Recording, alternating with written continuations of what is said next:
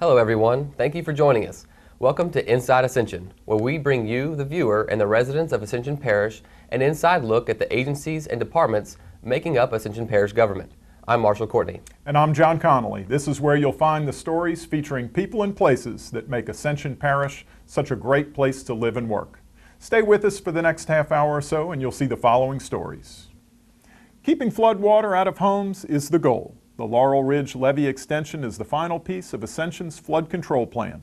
Marshall shows us how this project fills the gap and eliminates the vulnerability between the Marvin Bro and Henderson Bayou pump stations. From flood protection to hurricane protection, Emergency Preparedness Director Rick Weber joins us with a special guest to talk about how OEP and KKAY AM 1590 have joined forces to keep you informed with the most up-to-date, possibly life-saving information during severe weather and hurricanes. I'll meet first with Recreation Director Garney Gautreaux to hear what's new at recreation facilities around the parish, and then with Suzanne Hamilton, Director at Ascension Counseling Center, for an update on some new and exciting things going on there. Then we'll close the show, as we always do, with a dose of Lagniappe, brought to you this time from the stage at Ascension Music Jam at Lamar Dixon Expo Center. You won't want to miss the high-energy horns and funk stylings of Ascension's own High Karate. So stay with us, won't you? Those stories are coming to you right now, Inside Ascension.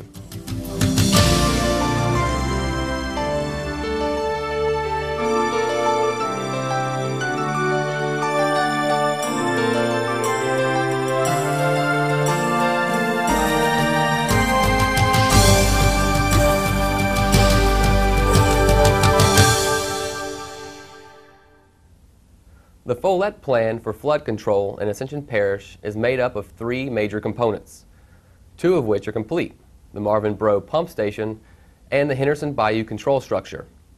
But there remains a gap of vulnerability in between the two.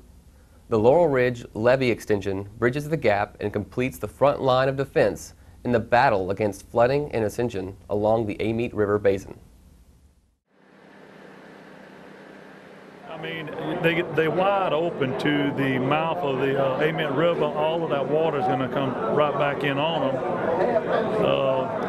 Dealing with flooding, I mean, in the home, that is most probably one of the weakest things that a councilman or anyone can deal with when you're dealing with water in people's home. It's so devastating.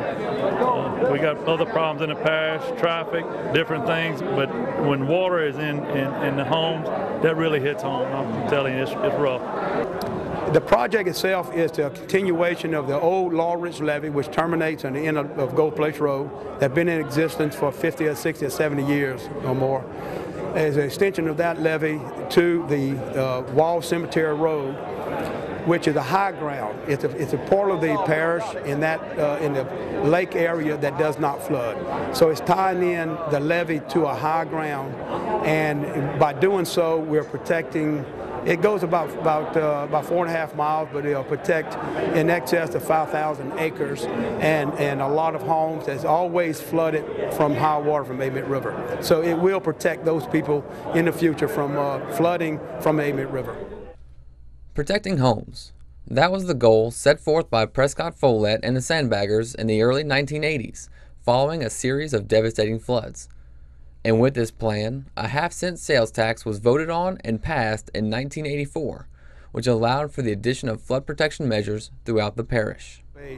A series of tremendous flooding in 1977 and 1983 that flooded most of the southern part of the parish. At that time we had no protection at all, no pumps, we had nothing. A group of citizens came together, called themselves the Sandbaggers. They pushed the issue of building a levee and a pump system, which is the Marvin Bro pump system now.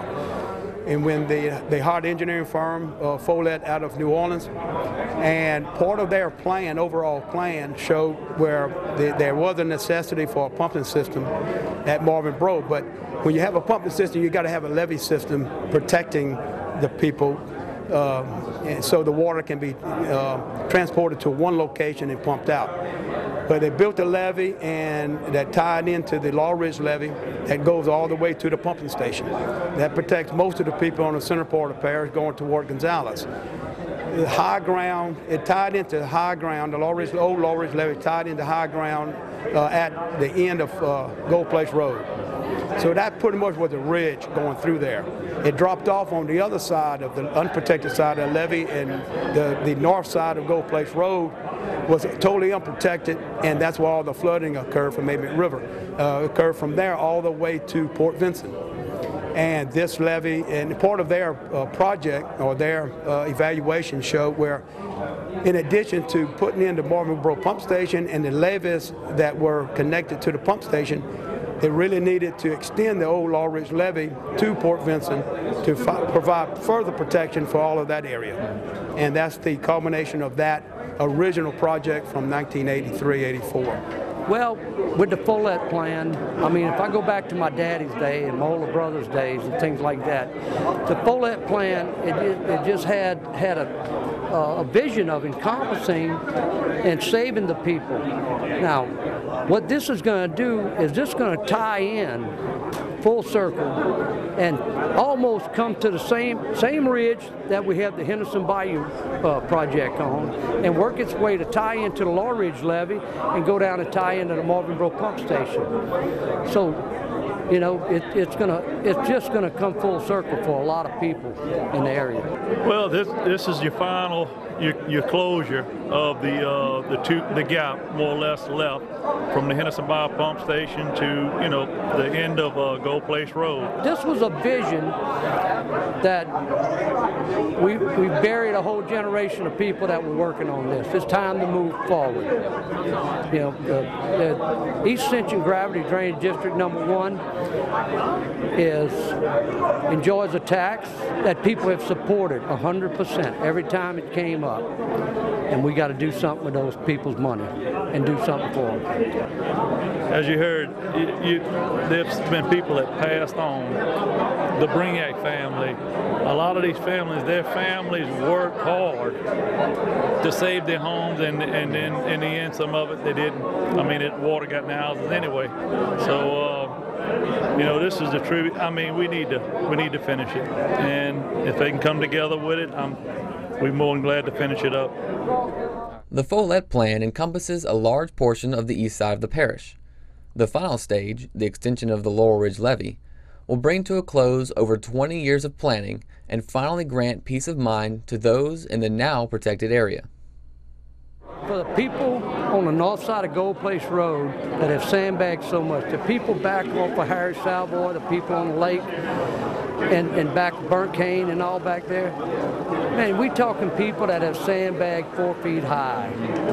With the addition of this, we'll have let me put it in context of pre-1983, before anything was built. The situation after we build out the extension of Laurel Ridge levee, about 75% of the people that flooded prior to 1983 will no longer flood. Right now, we're in about a 60% range. But again, with the extension of the levee, we moved that up to about 75% of the property that flooded prior to our levee and pump system and this levee will no longer flood. But I feel like this is a very, very worthy project, and if the people that haven't seen the water back there, they need to go take some of the old guys and let them show them how high the water is. It's a great project. I'm looking forward to it moving forward. We have to protect people, and eventually we have to take care of our industry. This is just some of the things that we have to do. We know that no plan's perfect and nothing's going to satisfy everybody, but our goal is to protect people. With the Laurel Ridge levee extension in the final planning stage, an addition at the Marvin Bro pump station is also in the works. It's in design phase right now. An engineer has been chosen. We're going through contract and design. The number 7 pump will be added within the next year. And the purpose of that is to take the excess amount of capacity that will be needed by a few other projects that's ongoing right now. One of which is this levee, because there will be an overflow of this levee system at the end of Gold Place Road, where if there is a situation where when we have the gates closed and flooding from Amen River, and we get a major rain event within the protected side, we'll be able to open up this floodway and actually pull water from the protected side into our pumping system and evacuate the water from that outside our levee system. This is a protection just in case that happens. The other thing is we're doing some diversion of the Conway Panama system into our our pumping system with control structures there. So in the same situation that we had last year, actually, with a major rain event or a flood event in the Sorrento area, we'll be able to open up some channels into Bayou Francois and into our pumping system and be able to evacuate some of the water and take some of the flooding that occurred in Sorrento actually off of them, take it into our pumping system and pump it out of that Marvin Bro pump system. We need that number 7 pump so we can, because we are adding a lot more capacity from these other 2 areas, we need that number 7 pump to go with the rest of our pumping system. So when we get in that situation, we have a lot of capacity and be able to pull everything out.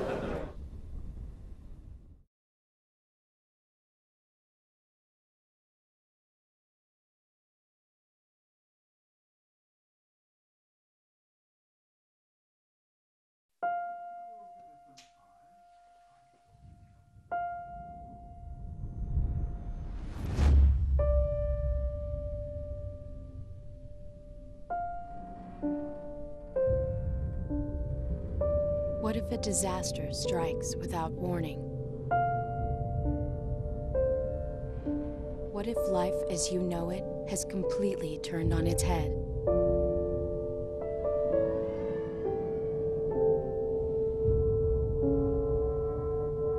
What if everything familiar becomes anything but?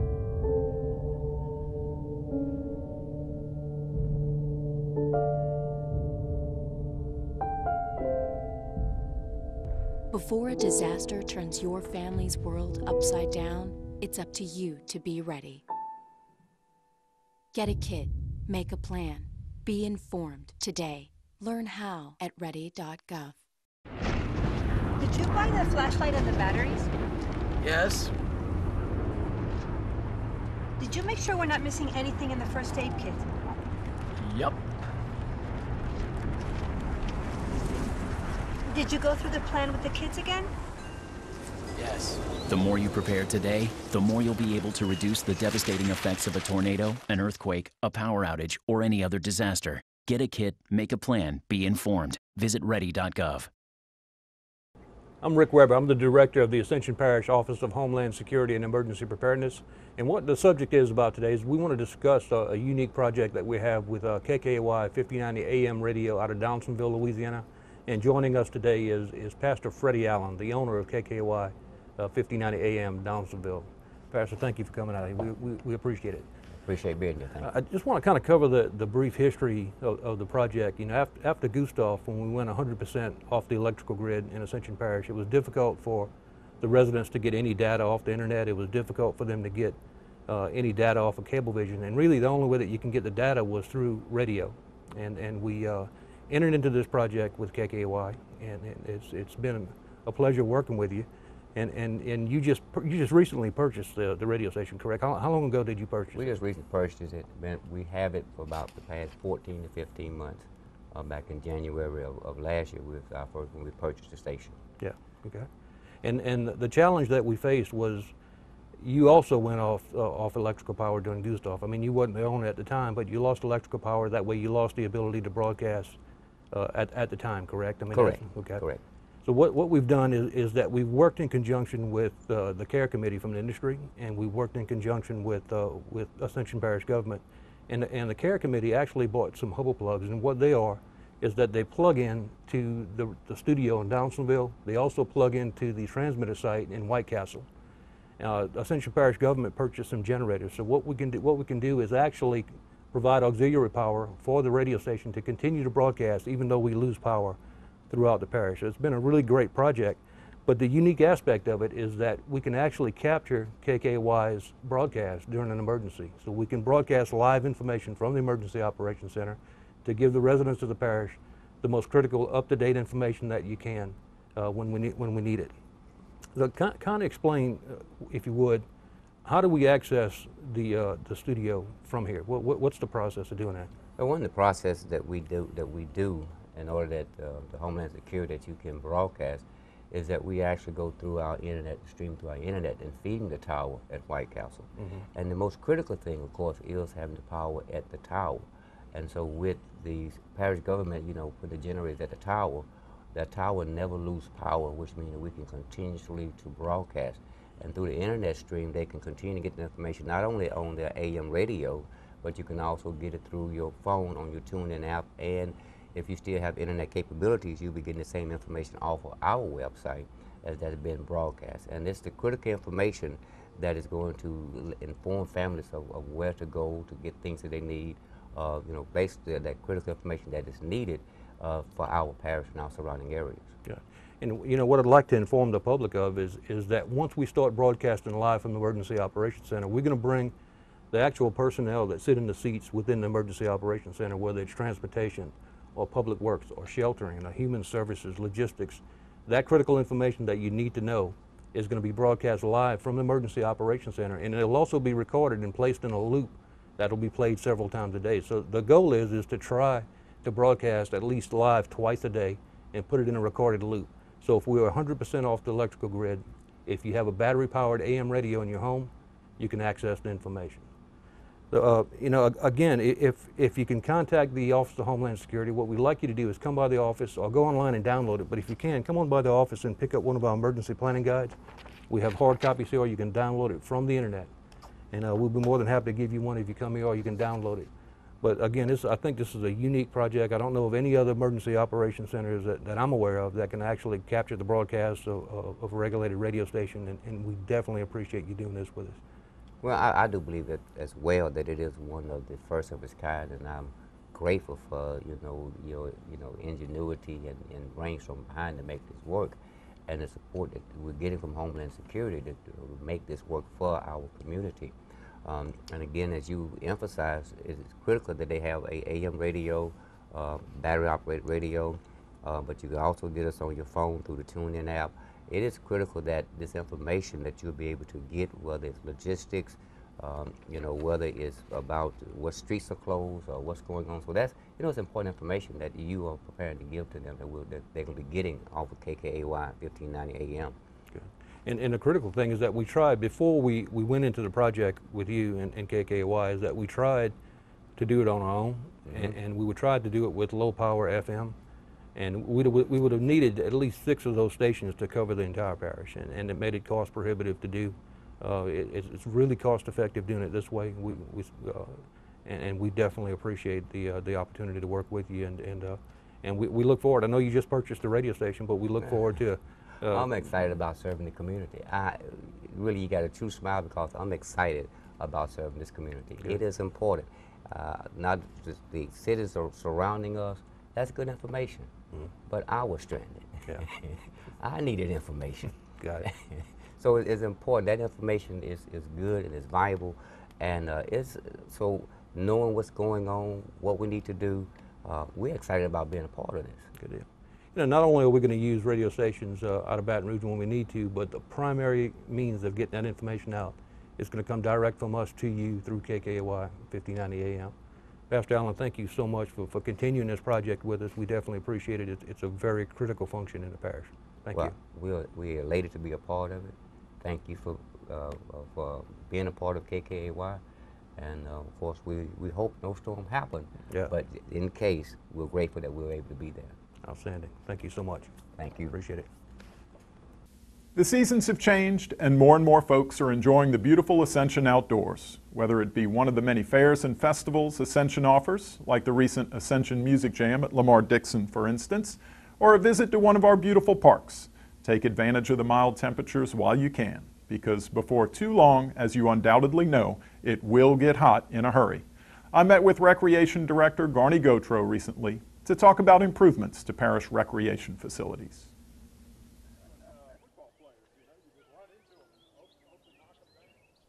We're at the old PJ Landing right now.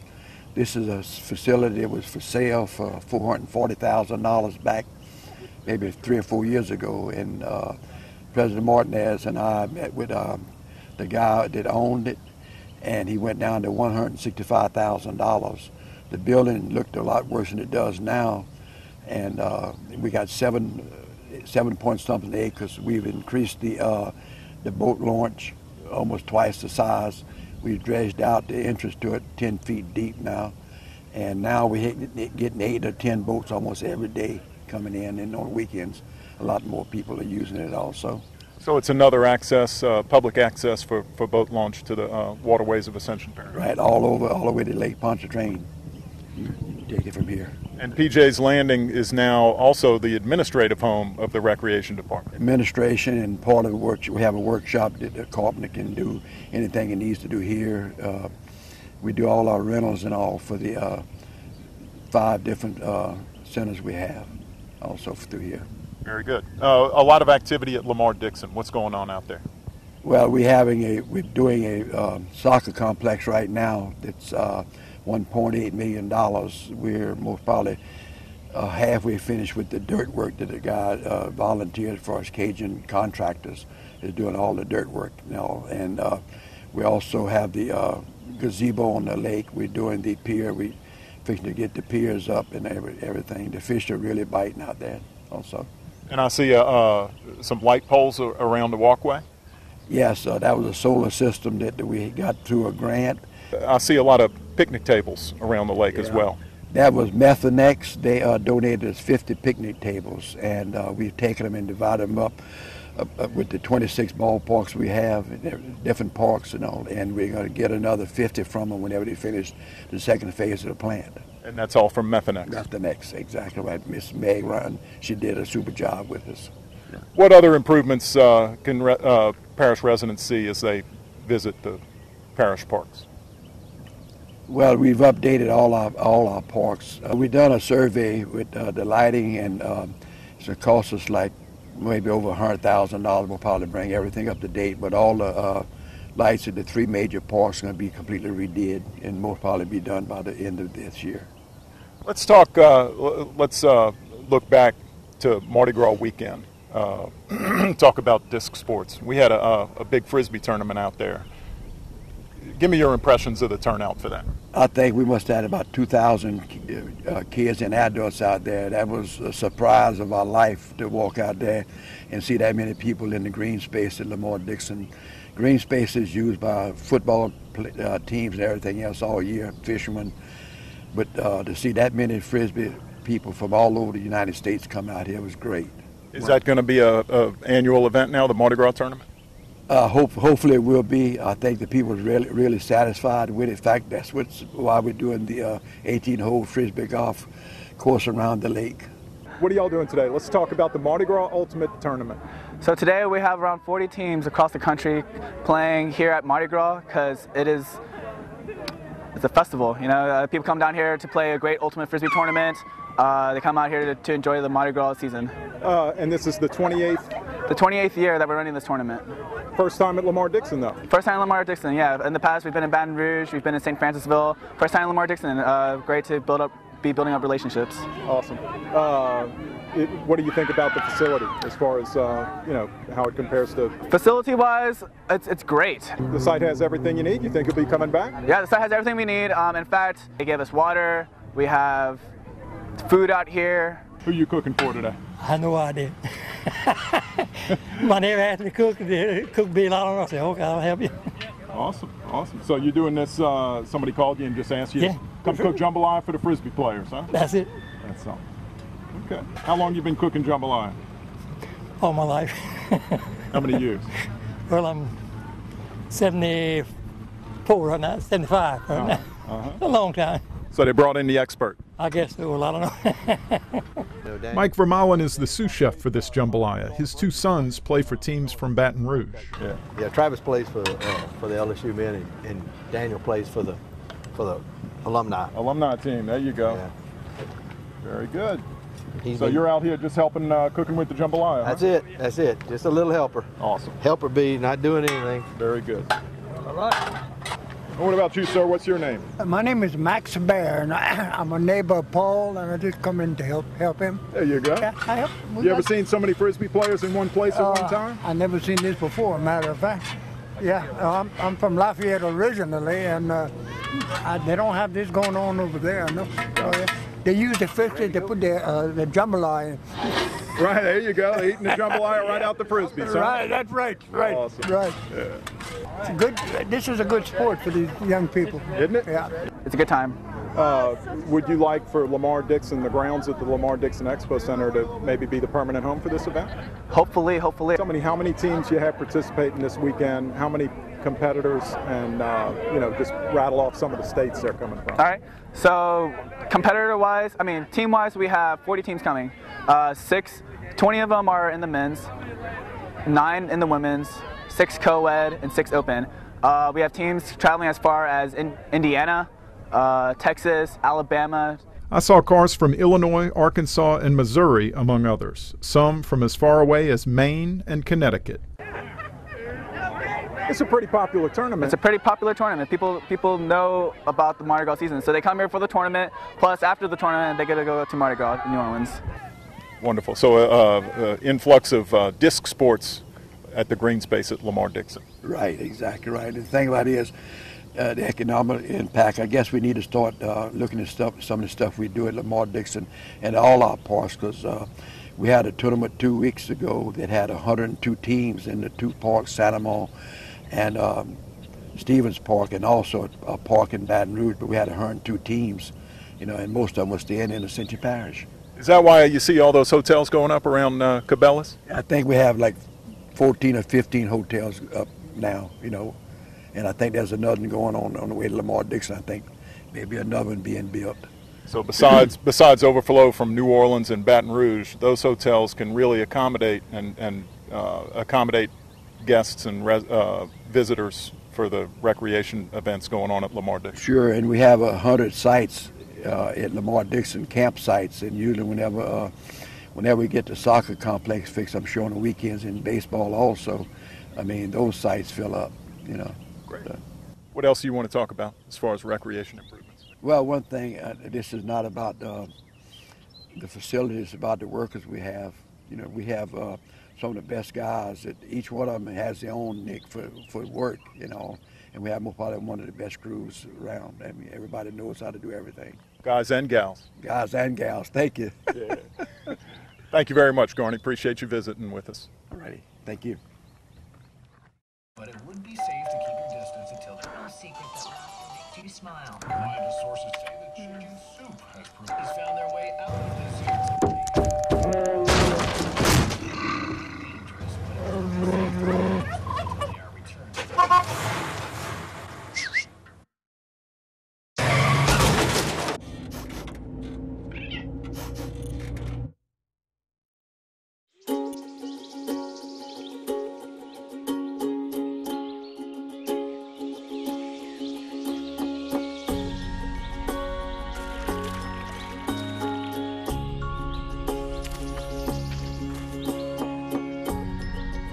Getting closer to nature can get you closer to your family.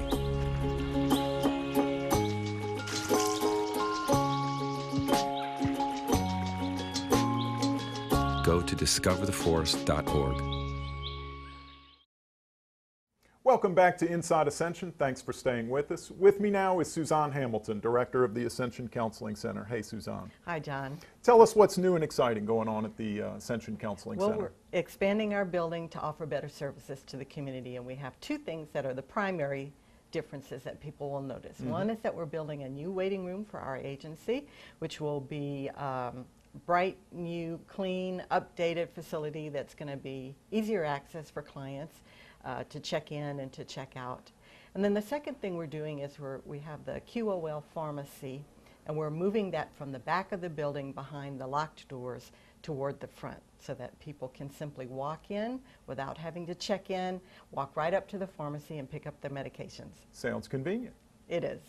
Something else that's new with the Ascension Counseling Center is your video newsletter. What's that all about? Yes, it is. We're partnering with Channel 21 to create a video newsletter once a month that covers a variety of the topics that we are prepared to help people improve the quality of their lives. Awesome. And when does that show air?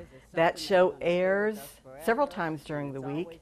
For your convenience, it's on Sundays at 8 a.m., Wednesdays at 11 p.m., Thursdays at noon, Friday at 7 p.m. and Saturday at 4 p.m. Or you can also see the programs on Ascension 21's YouTube channel, www.youtube.com/Ascension Parish. And we are happy to be a part of that. That is something that we enjoy doing, and we enjoy seeing y'all in the studio from time to time. Well, thank you for being here, and we look forward to seeing you and also your awesome staff on future episodes of the video newsletter. Please stay with us. We'll be back to wrap up Inside Ascension right after this message from the Ascension Counseling Center. Ascension Parish, a parish steeped in tradition. It's a place where generations of families have continued to enjoy a lifestyle that centers on community living and community celebration. It's a place where we care about each other and we care about ourselves. For more than 50 years, the Ascension Counseling Center has continued the tradition of helping individuals and families change behaviors and change lives. The Ascension Counseling Center. Thanks for joining us for this edition of Inside Ascension. Remember, you can reach us with your comments at insideascension@apgov.us. The email address is on the screen. But before we go, here's a bit of lagniappe from the stage at Ascension Music Jam 2015 at the Lamar-Dixon Expo Center. Buckle up for the high-energy horns and funky beat of High Karate, who ask the question, what is hip? So long, everybody. I'm John Connolly. And I'm Marshall Courtney. Thanks for sharing your time with us, and please keep watching Ascension 21.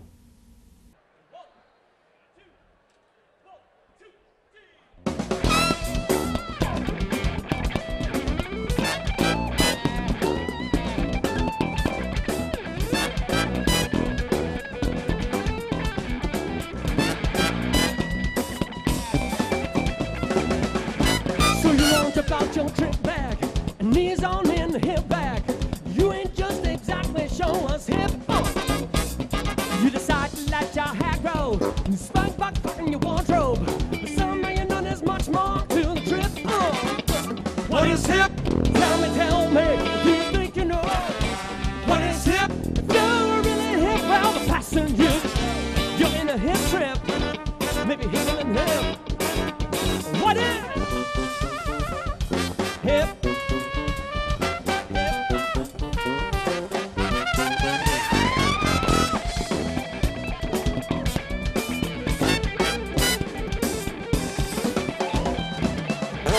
You became a part of the new breed, smoking only the best weed, hanging out on a so-called hipper set. You've been seen all the right places, you've been seen with just the right faces. You should be satisfied, but still ain't quite right. What is hip? Tell me, or do you think you know? What is hip? If you're really hip, well, the passing hills, yeah, and a hip trip, maybe hipper than hip.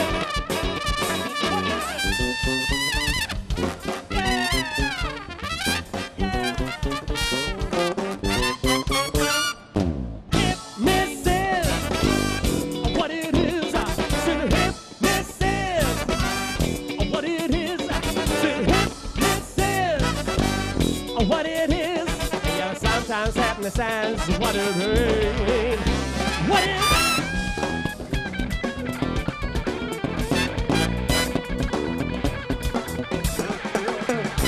when they found you a good you, and then never to find you a new you, and maybe even managed to raise your conscious level.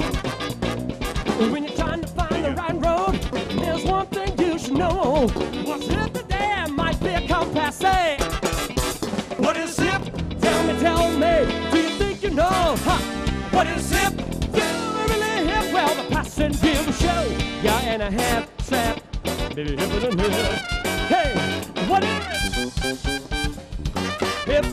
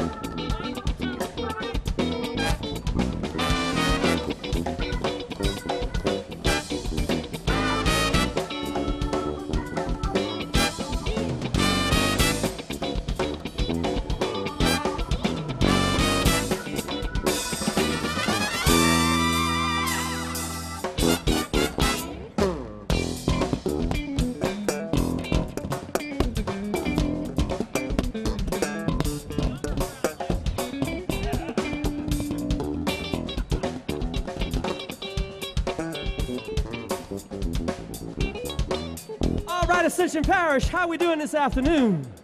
How about a hand for our dancers out here? Yeah. Get after it. Get after it. Come on, number 3. Come on, number 3. Oh, yeah. Daddy taught him. When I say 3, you say, what is hip? Are you with me? Yeah. Are you with me? Yeah. Are you with me? Yeah. Are you with me? Yeah. Are you with me? Yep. Are you with me? Are you with me? Say 1, 2, 1, 2, 3. What is hip? Tell me, or do you think you know? What is hip? You really hip, well, the passion you show. What is hip? Tell me, do you think you know? What is hip? If you were really hip, well, the passion you show. What is